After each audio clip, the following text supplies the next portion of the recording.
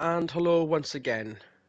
It is World Super Touring Car action for Season 3, and we're at technically the home of touring car racing, I suppose.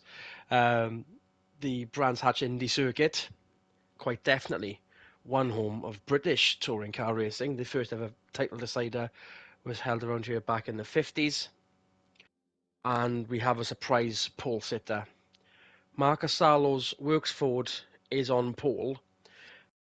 Any regular viewers may know that the Ford factory team were at the Red Bull Ring talking to one of the European teams running a Ford, and that feedback might have paid off. I'm not seeing any of the what is the Lloyd's Racing Focus mechanics in the Brands Hatch pit today, but it's obviously very good news and a very good wake-up call from the Ford team, where questions have been asked all season long, alongside quite recently a race winner, Jason Thompson on the front row. Uh, Alpha, very good in rows 2 and 3. A bit of a surprise to see Dumas P4, but obviously very good Italian power from all three of those cars there. This is Adrian Michael Rees, as per usual. And we've got a bit of a longer news roundup ahead of race one here, alongside Michael Swinnerton, who already, I mean, good afternoon, good to see you once again. But you've got off a conversation with Mazda, and I think, despite non-disclosure agreements, I think it's best if I ask you, how's it looking for the future of your team? Yeah. Well, first off, home of touring car racing, absolutely. This is also technically my home, as you know, only 45 minutes away from this place. Yeah, Mazda, talks are going well. I can say that much. It looks like we have something for next year.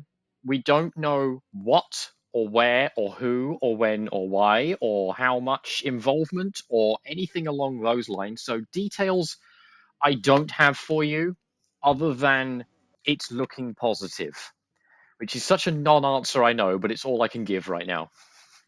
So from one positive to one potential negative in Ryan Camish's final Ford contracted year, running in the 3M Ford in a bit of a more relaxed atmosphere. If a little too relaxed, they've decided not to continue him in the 3M Ford at all, or there's no door open to him at Ford for the next year either. No, it certainly looks that way. I think Kamish has started looking at other opportunities, as has the 3M team. It's just not quite worked out for them, which you can put that down to any number of reasons. I wouldn't really necessarily pin the blame on Ryan himself. And so, whilst one potential uh, new factory effort could be coming into play for next season, the bigger news is that the major factory team going out, and it was kind of on the cards for the Toyota outfit, pending the rules that are happening in Japan for their Super Touring Championship. Toyota are definitely going there for the works effort instead. Um, so it's going to be by Crown Athlete, and hello, potentially the four-wheel drive version of the Corolla, which I was hoping would be a front-wheel drive. I mean, I don't know about a rear-wheel drive version entering in the Worlds, but there we go. Toyota are out for next season. Yes, they have confirmed no more Crown Athlete in this series, and the GR spec Corolla for the Japanese series, which is the four-wheel drive one, which is essentially the point of, well, not necessarily the point of the Japanese series, but in the same vein that the European series is allowing for three-door coupes, the Japanese series is allowing for four-wheel drive models, and that's already gained them a lot of interest, I hear. Apparently, we're looking at a good 6 or 7 full works efforts in that series, which is kind of insane. Where does that? I mean, I'm assuming that's going to be Kazuki Ide's direction for next year. What about Gordon Butcher then?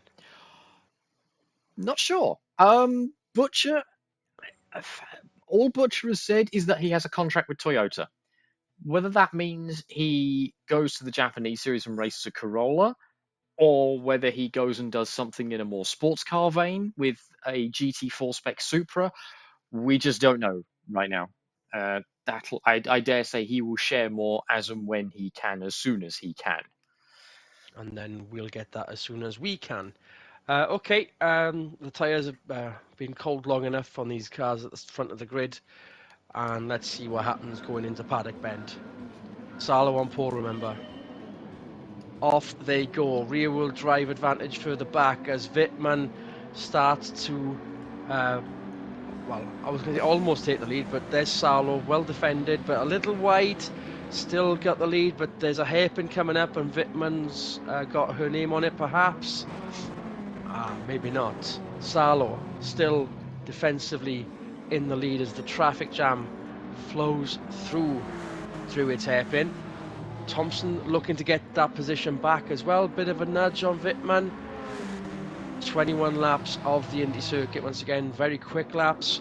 Potential back markers coming the end of the race. Hopefully not too much damage caused by the potential of perhaps Kobayashi, dare we say Kamish. And we're looking good in the midfield at the start of the race. But Salo, very good first lap. Thompson, even better, because the Alphas are still line astern. Wittmann still third. Last across the line is the Renault of Gasho, surprisingly. Yeah, that Renault is not happy with twisty, turny circuits. Marcus Salo has done a very, very good job maintaining this lead off of pole position, because with the odd thing with this track is, ironically, you actually want to qualify second, not first, because first place, that grid slot is in a dip on the track. You actually have to pull away. You have to basically make a hill start to start the race on the pole position slot, whereas for second place you can just let the car slide down the hill a little bit. So the fact that Salo managed to maintain his lead and stay in front of Wittmann's ridiculously good rear-wheel drive start, that is very impressive from the young Ford driver there. And already with the fastest flying lap, 2 laps in, and it looks like the rest of the pack haven't managed to capitalise on. Well, they're stuck in traffic. They're not going to get the fastest lap that early on. Yeah, no, as you see Fisichella in the midst of that. There's Nicky Lammers. Still a decent effort for the rookie in 5th, behind the 4th place tomorrow. But Fisichella has fallen back. That's Suarez. Had a slide. That's not going to help him at all.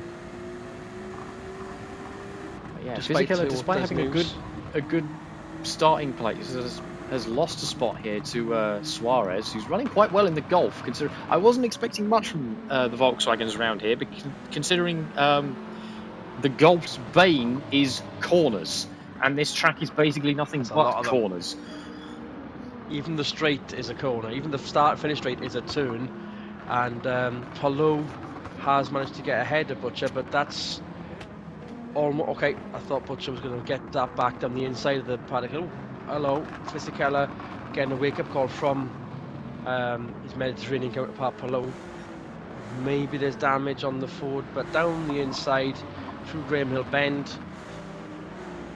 Changed as of 1999, a little bit slower. And there goes Butcher down the inside of Fisichella, perhaps. There was another nudge as well. Yeah, Fisichella's not going to be very happy with that. No, I think Fisichella he's not being given a chance to recover or just quickly, rally himself to start putting in the laps again. He's just swamped from every angle, and he's just having to defend and then defend some more and then defend some more. It's no space to breathe yet, and we're still in the first quarter of the race. Down the inside was Fisichella Butcher. Butcher nearly had a look at a crossover move, but got the door blocked on him. Meanwhile, here's Schneider just running a quiet race. It's a very quiet race for both Schneider and Webber. No one with outright domination in the championship. Points might question that, but no one's really got more than 2 wins this year. And surprisingly, neither of the BMWs have more than 1 win each. It's a very competitive field, much like it was last season. Yeah, very much so. It's even Oh, more God. surprising that the teams that where both drivers have won are the teams that ironically aren't doing as well in the constructors title. You know, both Renaults have got multiple race wins, and yet they're nowhere near the front in points. And BMW with consistency more than anything. Know what's up with the reverse grid, know what to do in race 2, therefore are still almost running away with it. It's just the last few rounds is the final stretch. This is where it is titles could be decided based on momentum. Speaking of momentum, Wittmann right behind Thompson, but the Honda Power getting that advantage by the time they reach Paddock Bend. Salo comfortable. Yeah, Salo has taken off. And Wittmann very much trying to salvage something out of a somewhat forgettable season, given how absolutely disastrous the first half of this season was for her. Completely ruined her chances of trying to defend this title that she earned. But at least she can try and do something about it in the second half, maybe do some damage limitation, take points away from BMW, because Fisichella has a shot. Fisichella has a very realistic chance of taking the title this year with the consistent season he's put together. Wittmann will break into the top 5 in the Drivers' Championship. Alpha comfortably in the top 3 of the Works Teams Championship. And it's pretty much all Works teams except for that rogue DHL Alpha sticking out like a sore thumb, but a very good sore thumb. I'll use some better sentences next time by. Camish 12th then, being the second of your privateer runners.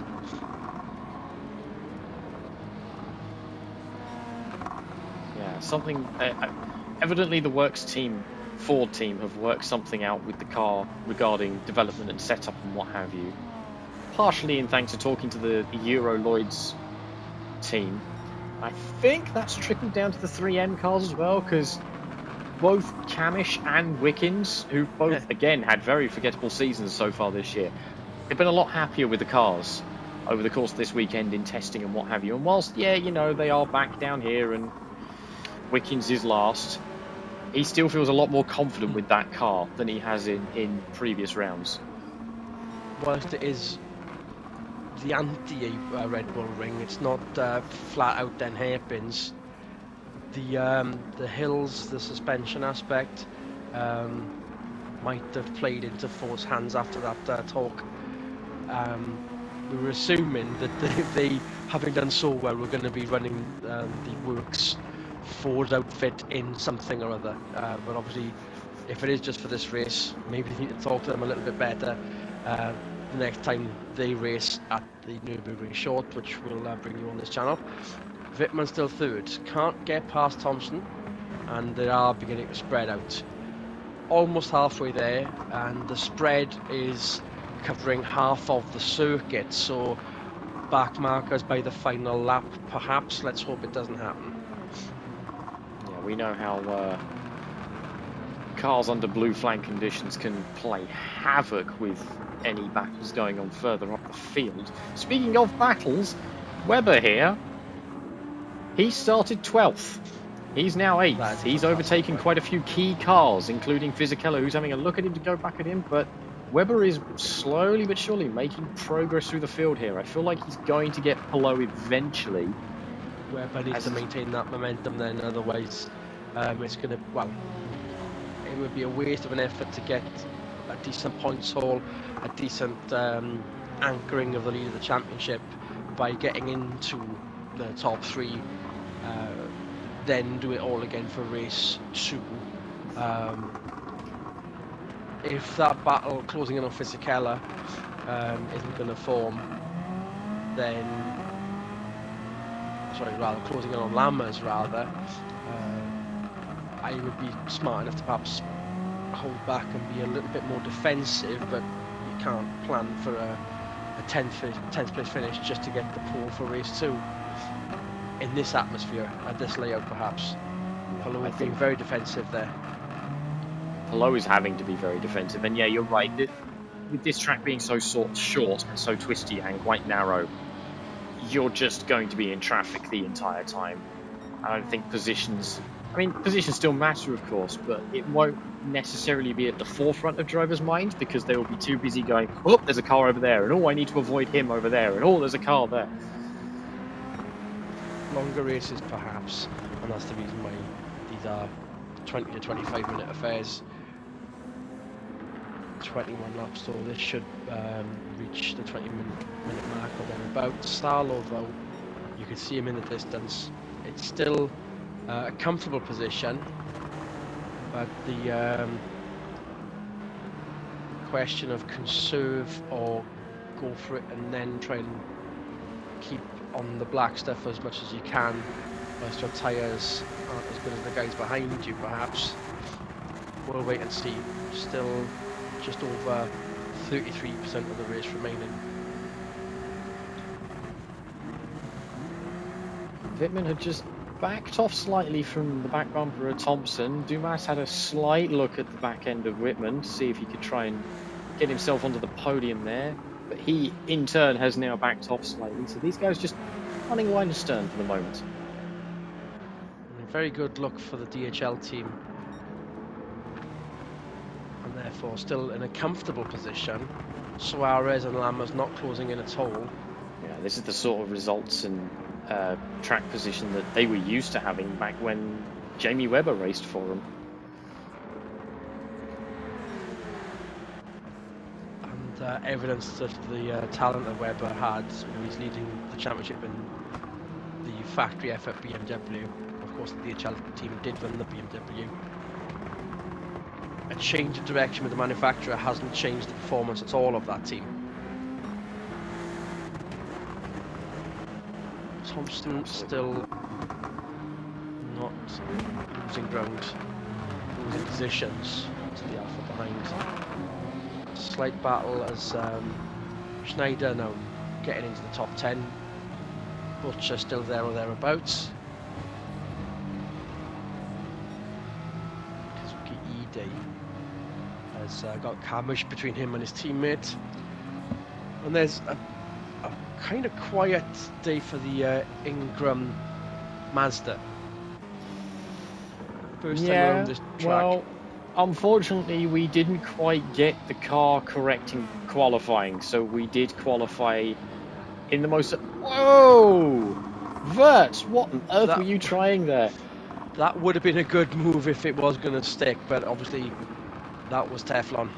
Yeah, I think Vert realised that discretion was the better part of valour there, because had he kept his foot in it, he'd have ended up in the gravel and taken the rallycross route. No, we qualified in the most illustrious position of 20th for this race, so Ingram has made up 6 positions so far. So whilst it's, quiet is one word you could use for it, he has definitely made progress and got himself into the points, which is the important thing here.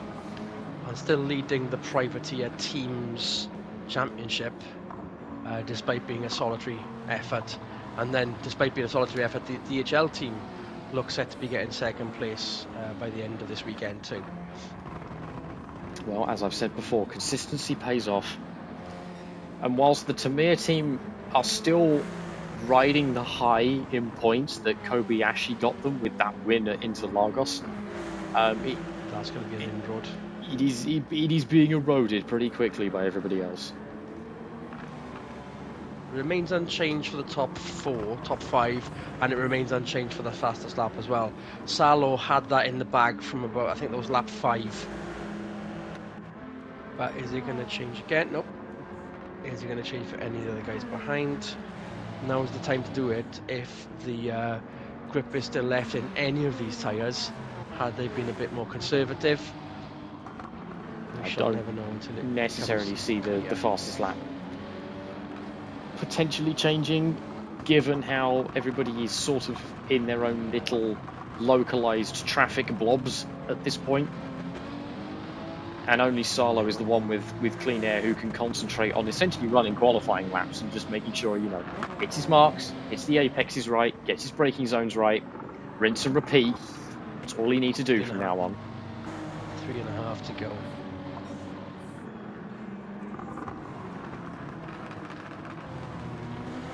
The back of the pack still managing to be a respectable position on track, not to interrupt any of the leaders. I think Salo perhaps has been smart enough not to pull too far away either, knowing that traffic could be on the cards for him sooner than everyone else. Of course, being in the lead, that's going to happen on a track like this. And given Marcus Salo's history of rallycross, back markers and lapping cars is something he's very much Alien to not him. familiar with. He'd have perhaps completed the race weekend by now, 18 laps. No joker inside either. And That'd it's be still one hell of a joker unchanged. lap to go around the Grand Prix loop here. Miscounted. It's still unchanged with the 3 to go then. And not much of a traffic jam behind Dumas there. So this is now on for the points and for pole in race 2. This is where it could seem to be a bit more of a strategy call for the guys between P8 and P12. Well, P8 would need to be very, very clever in hanging back without trying to look like they're deliberately going for P10, but then P12, P11, P12, P13 perhaps need to start getting into gear to get that all-important P10 to be on pole for race 2. But meanwhile, there's been this battle for P10. Butcher had it, Schneider wanted it, Schneider got past. Butcher's now having another go again. Butcher had a look at Druids the last time by, didn't quite make it work. So I think Butcher is definitely trying to make a play for that pole position for race 2. Now a bit further back with 2 to go. Yeah, it's allowing Schneider to start attacking Fisichella. Camish and Indy unchanged behind Butcher as well. And that is a traffic jam in front. Going through Graham Hill. The BMWs have been fairly stagnant this race. And they're just doing what they need to do to maintain their points lead. Because at this point in the season, you do need to be thinking about championship first and foremost. And if you have a shot at it, you need to be doing everything you can to maintain that lead or encroach on that lead, depending on which direction you're coming from. So going by the track map, we are not going to see any blue flags. Schneider going around the outside of Fisichella. That's a move. But then, and again, that's big championship connotations, because that puts Fisichella down another slot. That helps BMW just consolidate their lead. And that helps Webber out with his driver's lead. And here comes Here's the Butcher. momentum. So we did not expect lights to flag whilst we see this tussle. Salo, what a day, what a start to the day for the rookie. His first win in World Super Touring. Thompson managing to not lose that P2 position throughout as well. Suarez with the 5th. Who's going to be 10th? It's Fisichella ahead of Butcher. And then Ingram managed to get more than last position. Nico Wirtz, solitary point. We were so used to seeing them at the front of the field at the European racing. We've seen them do very well last year in the World Championship. Everyone crosses the line without losing a lap as well. Very happy Finn winning, and despite that good news, it was, apart from the midfield there, fairly stagnant, it must be said. Yeah, everyone just sort of got themselves into their own little clubs and their own little blobs of traffic and just sort of stayed there. Though, hats off to Marcus Salo. First win in World Supers, and he's done it in the best way possible by doing maximum points. Pole position, win, fastest lap. Once he's got that win, he is still not looking in a top 10 position by the end of the weekend. We'll say goodbye to Sweeney for the time being, as he gets back to his team to make some potential changes. Do you know what you think you need to do for race 2? Yes. I don't think we need to do much, actually, given the progress that Ingram made from last place to 14th. With a whole bunch of cars in front of us, we will hopefully make more progress. But of course, that remains to be seen. Remains to be seen. Let's see if that actually comes to fruition, and let's see what everyone else does later on this evening. Good racing, everyone.